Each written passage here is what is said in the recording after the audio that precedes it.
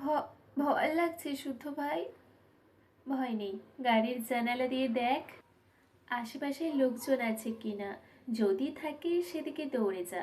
আমি এক্ষুনি ভাইয়াকে যেতে বলছি। শুদ্ধর চিন্তিত কণ্ঠস্বর, শীতলের ভয়ার্ত কণ্ঠস্বর শুনে তার বুকের ভেতর কেমন করে যেন মোচড় দিয়ে উঠছে। কপাল বেয়ে সরু ঘাম ঝরতে শুরু করলো। তবু শীতলকে স্বাভাবিক রাখতে বলেই গেল, শীতল, হ্যালো, হ্যালো, আমার কথা শুনতে পাচ্ছিস? ফোন বন্ধ করিস না। যেভাবেই হোক ফোনটা যেন অন থাকে। প্রয়োজনে ফোন সাইলেন্ট করে সেদিনের মতো সেফ জোনে লুকিয়ে রাখ।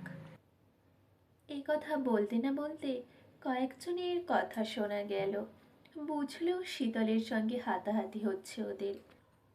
শীতল সমানে চেঁচাচ্ছে, বাঁচান শুদ্ধ ভাই, এরা সত্যি সত্যি আমাকে কিডন্যাপ করে নিয়ে যাচ্ছে।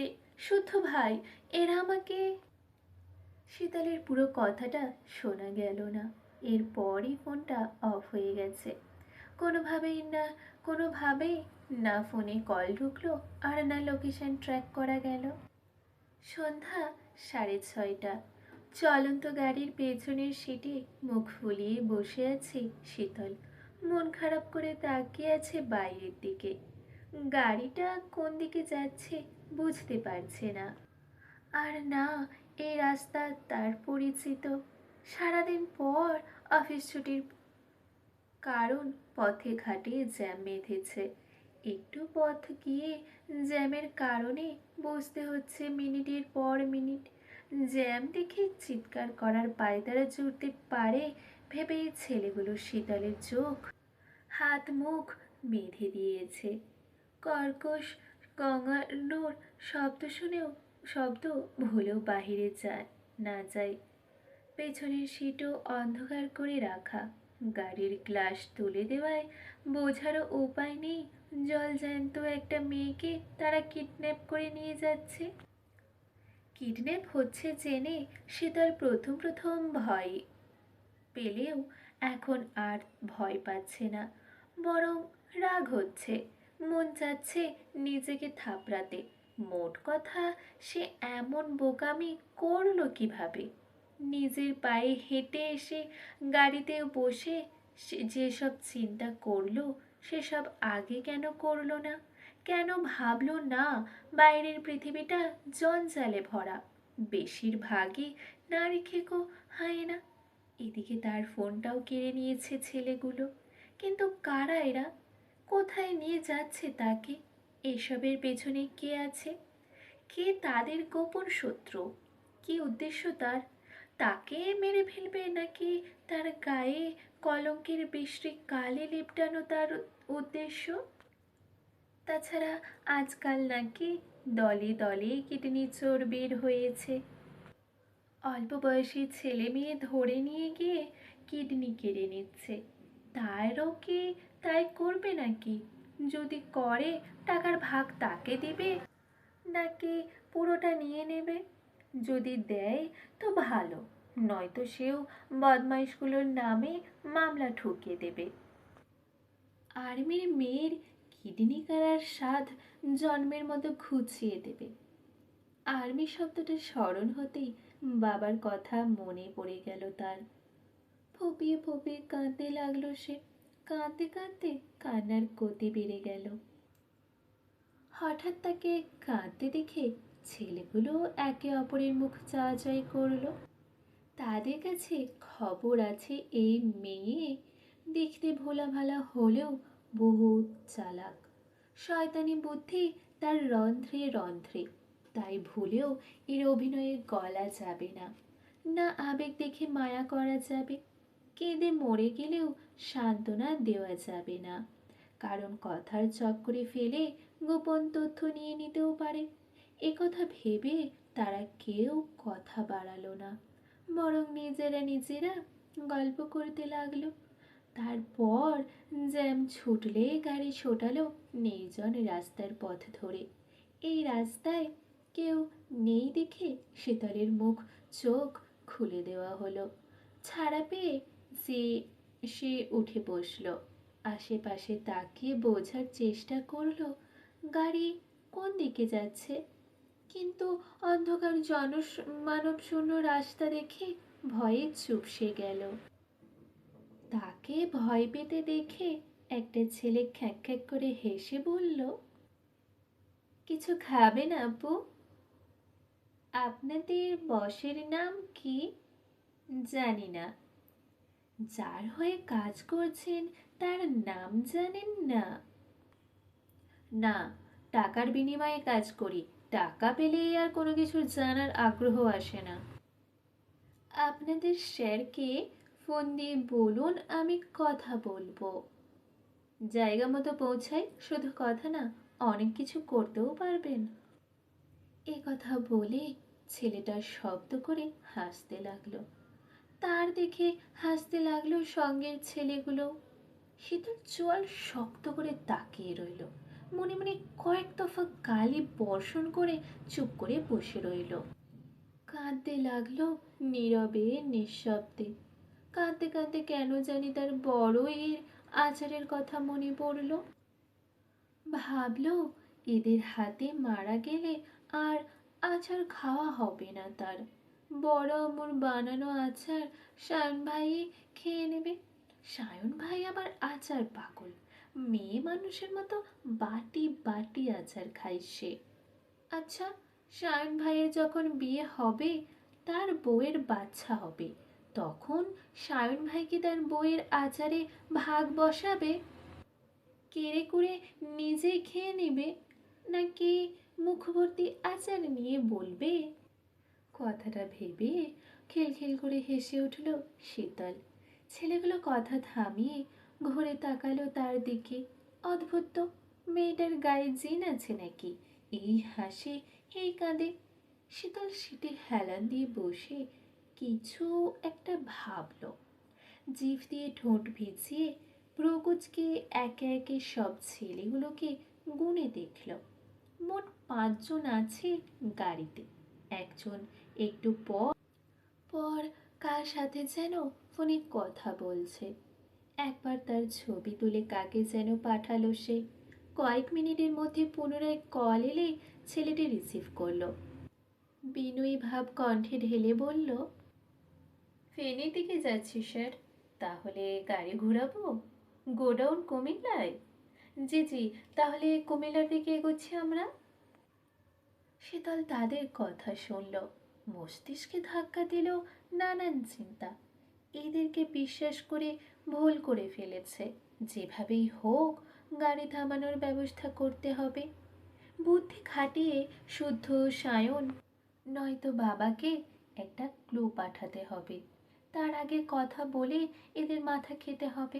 ভয় পেলে চলবে না, বরং ভয় পেলে এরা লাই পাবে, মজা লুটবে। এ কথা ভেবে সে মন খারাপ দূর করে ঠোঁটে হাসি ফোটালো। এরপর কণ্ঠে মধু ঢেলে মিষ্টি করে ডাকলো, ভাইজান। পাশে বসা ছেলেটা তাকালো। সে আবার কানে কম শোনে, মেয়ে মানুষের মিনিমিনি সুরের কথা বোঝেও কম। না বুঝলে পুনরায় জিগাতে ইগোতে বাঁধে। যতই হোক পুরুষ মানুষ বলে কথা, আত্মসম্মানবোধ থাকা জরুরি। শীতল তাকে নিয়ে কথা বলছে বুঝতে পেরে সে পাশের জনকে গুঁতো মারল। ইশারা করলো পাশে তাকাতে। পাশের জন তখন সব পেয়ে মুখে পানি নিয়েছিল পান করার জন্য। হঠাৎই পেটে গুঁতো লাগায় মুখের পানি বেরিয়ে গেল। সে বিরক্ত হয়ে তাকালো কম শোনা ছেলেটার দিকে। তাকে তাকাতে দেখে ছেলেটা দাঁত বের করে হেসে শীতলকে দেখালো। ছেলেটার দৃষ্টি যেন বলে দিল শীতলের উপর খুবই বিরক্ত, তো থাপ্পড় দিতে পারলে শান্তি পেত। মেয়েটার চোখ মুখ খুলে দেওয়া হয়েছে অনেক আগে, অথচ মেয়েটা না কাঁদছে আর না চিৎকার করছে। চিৎকার করার অজুহাতে মারধর করতো না হয়, কিন্তু সে তা করছে না, বরং দেখে মনে হচ্ছে পিকনিকে যাচ্ছে সে, ভীষণ খুশি। তাকে রাগী দৃষ্টিতে তাকাতে দেখে শীতল পুনরায় ডাকল। এবার ছেলেটি কর্কশ কণ্ঠে জবাব দিল, কিতা হয়েছে? শীতল ভ্রু কুচকাল। ইচ্ছে করলো মুখ বরাবর একটা ঘুষি মেরে বলতে, আমাকে কিডন্যাপ করে আমাকেই বলছিস কিটা হয়েছে?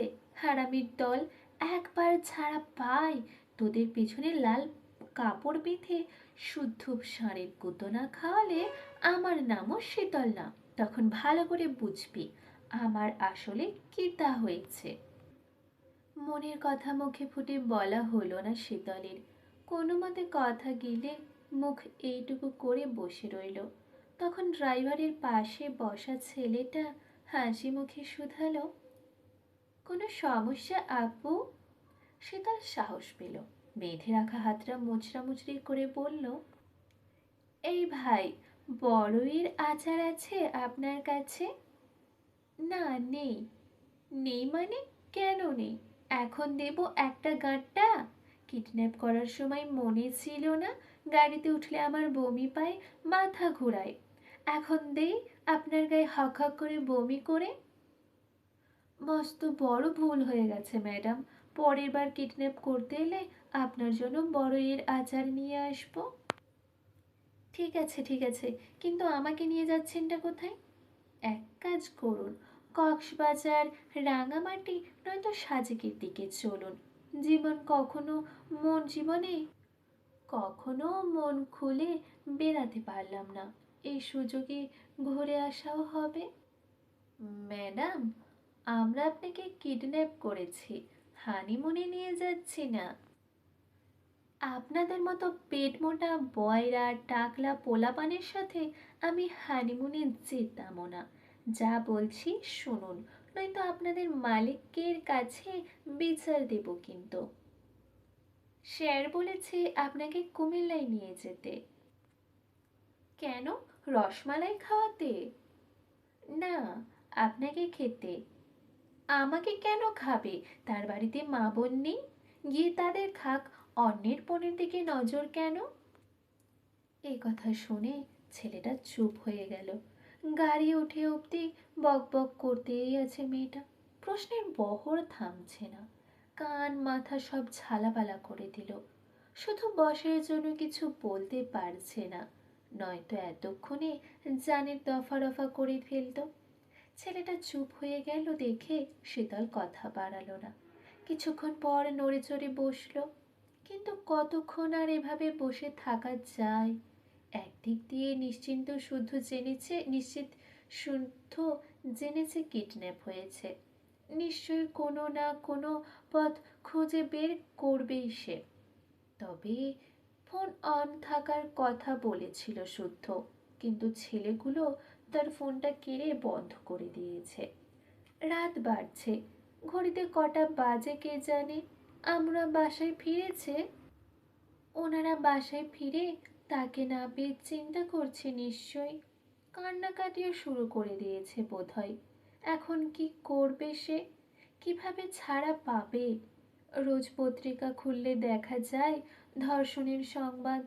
তার সাথেও কি এমন কিছু ঘটবে? চৌধুরী বাড়ির সদস্যের মাথা হেট হবে শুধু তার বোকামির কারণে? বড় আব্বু, মেজো আব্বু, আব্বু, সায়ন ভাই, শুদ্ধ ভাই, তারা কি লজ্জায় পড়ে যাবে? তাদের সুখপূর্ণ জীবনে অসম্মানের তকমা লাগবে তার কারণে? বড় আম্মু, মেজো আম্মু, আম্মুরা কি তার জন্য কাঁদবে? শখ আপু, স্বর্ণ আপু, এরা কি মন খারাপ করবে, নাকি খুশি হবে জ্বালাতন করা মানুষটা হারিয়ে গেলে? এসব ভেবে তার গলা শুকিয়ে এলো, কণ্ঠ রোধ হয়ে এলো বুক চাপা কান্নায়। ভয়ে কাঁপতে লাগলো সে। নির্জন রাস্তায় তার উপরে এতগুলো ছেলে। সেটা হেলান দিয়ে চোখ বন্ধ করে বসে রইল শীতল। না, একটু খাওয়া দাওয়া দরকার। সে ছেলেগুলোকে বলল পানি খাবে, তাকে পানি খাওয়ানো হলো। কিছুক্ষণ পর বলল ক্ষুধা পেয়েছে, তাকে খাবারও দেওয়া হলো। অথচ খাবার গলা দিয়ে নামছে না। মানুষ ভয় পেলে কিংবা টেনশন করলে বুঝি এমনই হয়। ফোনটা এখনো বন্ধ হয়ে পড়ে আছে। শীতলের জানা মতে ফোন বন্ধ থাকলে লোকেশন ট্র্যাক করা যায় না। লোকেশন ট্র্যাক না করলে তার খোঁজ করতে পারবে না শুদ্ধ। তাই মনে মনে কিছু একটা ভেবে বলল, এভাবে সময় কাটছে না, ফোনটা দিলে রিলস দেখলে সময় কাটতো। এই কথা শুনে অতিষ্ঠ হয়ে একজন সজোরে থাপ্পড় বসিয়ে দিল তার দুই গালে। দাঁতের সাথে ঠোঁট লেগে রক্ত বের হলো। পুরুষালী শক্ত হাতের থাপ্পড়ে গালে 5 আঙুলের দাগ বসে গেল। শীতল হতবাক হয়ে তাকিয়ে রইল ছেলেটার দিকে। অকারণে মারার জন্য খুব রাগ হলো তার। সেও এক পা তুলে আচমকা লাথি বসালো ছেলেটার প্যান্ট বরাবর। তার এহেন কাণ্ডে পাশের ছেলেটা এবার রেগে আর একটা থাপ্পড় বসিয়ে হিজাব টেনে খুলে ফেলল। এক হাতে নাক চেপে ধরে আর এক হাতে শক্ত করে চেপে ধরল শীতলের গলা। নিঃশ্বাস নিতে না পেরে শীতল কাঁটা কাটা মুরগির মতো ছটফট করতে লাগলো। হাত পা ছুঁড়েও ছেলেটাকে ছাড়াতে পারল না। এবার প্রাণটা বুঝে যাই যায়। এতক্ষণ ভয় দূর করতে বকবক করছিল শীতল। বোঝাতে চেয়েছিল সে ভয় পাচ্ছে না, স্বাভাবিক আছে। আসলে তাই। এতগুলো ছেলের মাঝে স্বাভাবিক থাকা যায়? থাকা কি সম্ভব? এদিকে তার বকবকানিতে অতিষ্ঠ হয়ে অন্য ছেলেগুলো থামানো তো দূর, এগিয়েও এলো না, বরং দেখল, হাসল। পরে শীতলের চোখ জোড়া উল্টে আসলো। আসলে তারা ছেলেটাকে কোনো মতে সরালো। তবে ছেলেটা সবার আগে শীতলের বুকে সজোরে একটা লাথি বসালো।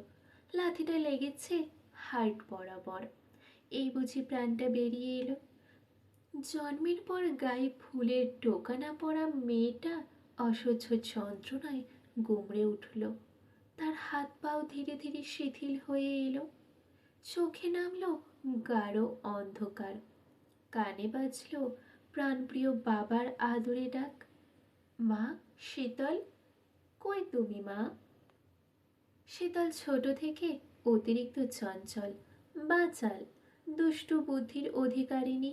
তবে সে যতই চঞ্চল হোক, দুষ্টুমি করুক, কেউ তাকে এভাবে মারেনি। সারাফাত চৌধুরীর কারণে মারার সাহস করেনি। শুধু মাঝে মাঝে মার খেত শুদ্ধর হাতে, তাও তার অপকর্মের কারণে। এজন্য শুদ্ধকে পাষাণ উপাধিও দিয়েছে। তবে আজ বুঝল শুদ্ধ ভাই মারলেও রয়ে শুয়ে সহ্য ক্ষমতা বুঝেই মারত। আর এরা, তবে বলতেই হয় শুদ্ধ ভাই আর এদের মারের মধ্যে অনেক তফাৎ, আকাশ পাতাল তফাৎ। শীতল জ্ঞান হারালো। অচেতন শীতলের মাথাটা ধাক্কা খেলেও গাড়ির কাঁচের সাথে। হঠাৎ গাড়ি ব্রেক করায় আবার গিয়ে ধাক্কা খেলেও সামনের সিটে। তবুও ছেলেগুলো দেখেও দেখল না। বিরক্ত মুখে ফোনে ব্যস্ত হয়ে পড়ল। অন্যের বাড়ির মেয়ে মরুক বাঁচুক, যা ইচ্ছে করুক, তাদের কি। অগত্যা তিন চৌধুরীর এক কলিজা অনাদরে পড়ে রইল সিটের উপরে। তিন মায়ের আদরে রাজকন্যাটা হঠাৎ পেয়ে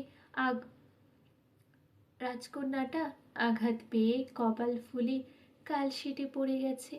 চার ভাইয়ের সবচেয়ে চঞ্চল বাঁচাল বোনটিকে কথা বলার দায়ে শক্ত হাতে আঘাত করা হয়েছে। তার ঠোঁট কেটে রক্ত পড়ছে। গলা চেপে ধরায় গলায় দাগ বসে গেছে। কেউ জানলও না, কেউ দেখলও না। চৌধুরী বাড়ির আদুরি কন্যার বর্তমান হাল। কিছুদিনের জন্য দেশ ছেড়েছে শুদ্ধ। 5 বন্ধু এসেছে তাদের শেয়ারের জরুরি ডাকে। দিন রাত এক করে তারা কাজ করছে ল্যাবে। খাওয়ার সময়টুকু ছাড়া সময় কাটছে সেখানে। আজও এক মনে কাজ করছিল সে। হঠাৎ ফোন প্রাইভেট করায় কাজে বিঘ্ন ঘটে সবার। স্যার খুব বিরক্ত হলেও কিছু বললেন না, কারণ শুদ্ধও শুনত না। দলের মধ্যে এই ছেলেটা যেমন মেধাবী তেমন তেরা। কিছু কিছু ক্ষেত্রে ছাড় না দিলে সে কাজে হাত দেয় না।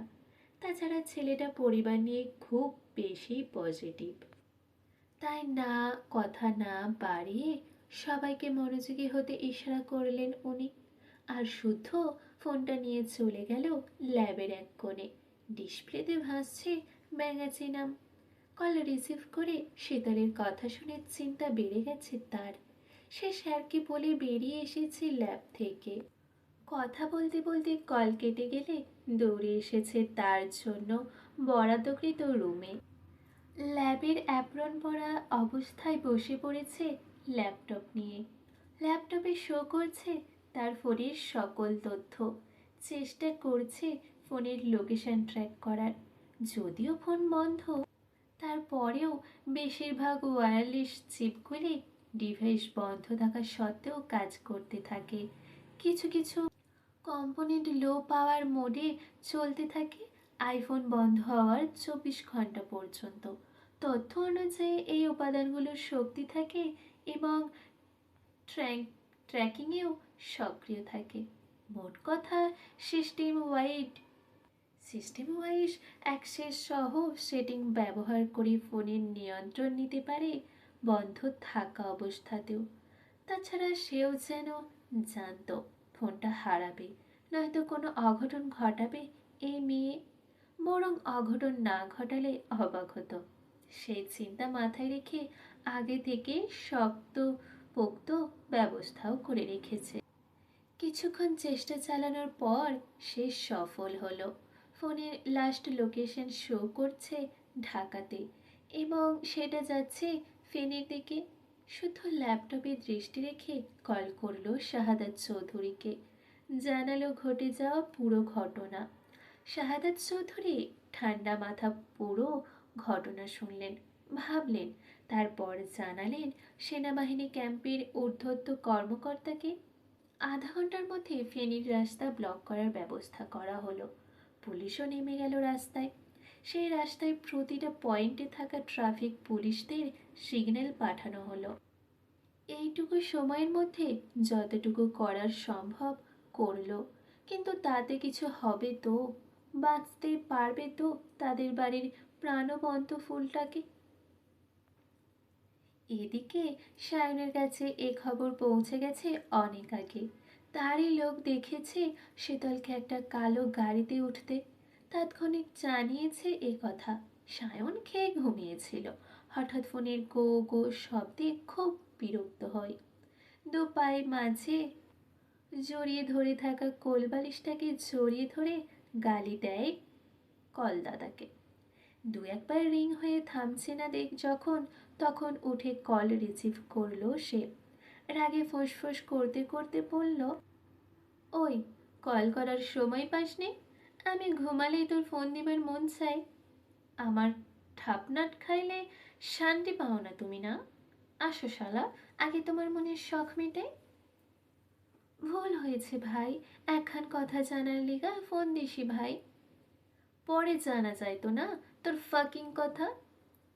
ঢাকা মেট্রো 52 521, এটা আপনাদের গাড়ির নাম্বার? গাড়ির রং কালো। এই কথা শুনে সায়নের ঘুম ছুটে গেল। তার মা চাচিরা বাইরে গেছে, তাদের কিছু হলো না তো? আজম হঠাৎ করে গাড়ির কথা জানতে চাচ্ছে কেন? এ কথা মস্তিষ্কে ঢোকা মাত্রই তার ভ্রু কুঁচকে গেল। সোজা হয়ে দাঁড়িয়ে মনে করলো তাদের বাড়ির সব গাড়িগুলোর নাম্বার এই নাম্বারের গাড়ি তাদের নেই। তাই সে বলল, কাহিনী কি আজম, গাড়ির নাম্বার জিজ্ঞালে কেন? শীতল আপু কিছুক্ষণ আগে কালো একটা গাড়িতে উঠেছে। সঙ্গে ছিল 5টা ছেলে। তবে তাদের দেখে মনে হলো আমাদের এরিয়ার ছেলে নয় তারা। গাড়ি ফলো করতে থাক, আসছি আমি। ভুলেও গাড়িটা যেন চোখের আড়াল না হয়। ঠিক আছে ভাই। তারপর থেকে আজম নামের ছেলে সহ কজন গাড়িটাকে ফলো করছে। শীতলের গাড়ির পেছনে রয়েছে তাদের গাড়িটা।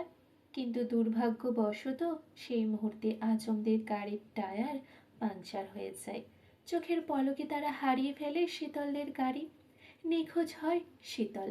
তাকে খুঁজতে উঠে পড়ে লেগেছে তার বাপ ও বড় ভাইরা। একথা শুনে ইয়াসির হো হো করে হাসল। তারপর অর্ধনগ্ন শরীরে বিছানার হেডবোর্ডে হেলান দিয়ে বসল। হাত বাড়িয়ে সিগারেট নিয়ে সিগারেট ধোঁয়া ওড়াতে ওড়াতে কল করলো কিডন্যাপারদের একজনকে। বলল, মেয়েটা কই? গাড়িতেই আছে। কিছু করিসনি তো তাকে? না স্যার। আমার খাবার সে, ভুলেও টাচ করবি না ওকে। জি স্যার। ওর ফোন আর ওকে গাড়িতে রেখে পালা দেখি এবার। কেন স্যার, কুমিল্লা যাব না? ওর বাপ ভাইরা আসছে তোদের পেছনে বাটাম দিতে পার বাটাম নিতে পারলে গাড়িতেই বসে থাক। বাই দাবে, আমি কিন্তু চিনি না তোদের। বাই। এই কথা বলে কল কাটতে গিয়েও থেমে গেল ইয়াসির। কিছু একটা ভেবে ঠোঁট কামড়ে হাসল। ছবিতে দেখা মেয়েটাকে মনে ধরেছে, হাত নিষ্পিস করছে ছুঁয়ে দিতে। শরীরের গঠন অস্থির, দেখেই মনে হচ্ছে পুরুষালী হাত পড়েনি লতানো দেহে। বাবা ভাই যে খুব আদরে বড় করেছে সেটা দেখেই বোঝা যায়। তবে নারী যখন হয়েছে পুরুষ তো ছবি, আদরের ছাপ পড়বেই তার সর্বাঙ্গে। পুতুলটাকে যখন খুবলে খাবে তখন কি আর এমন স্নিগ্ধ স্নিগ্ধ রূপ থাকবে? থাকবে না রে, থাকবে না। এতদিন যত মেয়ের গায়ে তার হাত পড়েছে সেই মেয়েই মারা গেছে, কেউ বা মরেছে সঙ্গম চলাকালীন, কেউ বা মাত্রাতিরিক্ত রক্তক্ষরণে। এখানে তার তো দোষ নেই, সব দোষ মেয়েগুলোর। তারা কেন তার রুডলি আদর নিতে পারে না? মেয়ে হয়ে যখন জন্মেছে পুরুষের আদর কেন নিতে পারবে না? কেন? যারা পারে না তাদের মরে যাওয়াই ভালো। এত নরম সরম মানবীদের জন্য এই পৃথিবী নয়। তাকে চুপ থাকতে দেখে ছেলেটি ভয়ে ভয়ে বলল, ওরা খোঁজ পেল কিভাবে বস? কাদের বাড়ির মেয়ে তুলেছিস, খোঁজ নিসনি? না নিলে নিয়ে নে। তবে এটা কেবল ট্রেলার ছিল, সিনেমা এখনো বাকি। গা ঢাকাতে, যতদিন না আমি বলবো ততদিন বাইরে বেরোস না, নয়তো সায়ন শুদ্ধ তোদের এক একটাকে ধরে এমন ঠাপ দিবে বা বলারও সময় পাবি না। সায়নকে নিয়ে ভয় আছে, তবে শুদ্ধকে তো এরকম মনে হয়নি। সায়নের থেকেও শুদ্ধ ডেঞ্জারাস। সায়ন প্রকাশ্যে খেলে আর শুদ্ধ চাল বুঝে দান ফেলে। আর একটা চিটবাজ, সে আর একটা চিটবাজ।